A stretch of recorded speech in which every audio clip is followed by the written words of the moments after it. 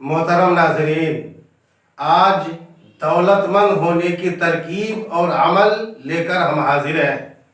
तो आइए वीडियो शुरू करते हैं।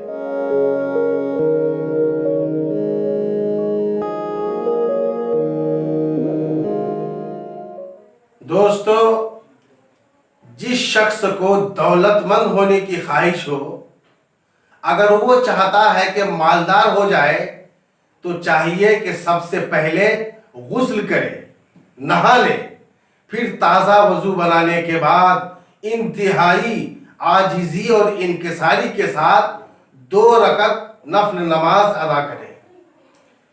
फिर नमाज पढ़ने के बाद 100 मरतबा या लतीफ़ो या ताताईल पढ़े। उसके बाद ये कलिमात कहे, या लतीफ़ो उल्तुफ़ी बेलुत्फ़िका या लतीफ़ो। चंद रोज ये अमल करने से दिल की हर मुराद हासिल होगी। आजमाया हुआ अमल है। इसकी हमेशा पाबंदी करने से इंशाअल्लाह बहुत जल्द गनी यानी दौलतमंद हो जाएगा।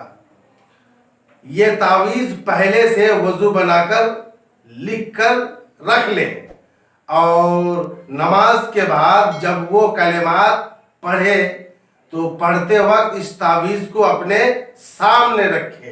तावीज़ ये है, अब देखिए ऊपर 786 लिखना है और दाहिना तरफ से लिखना है ये।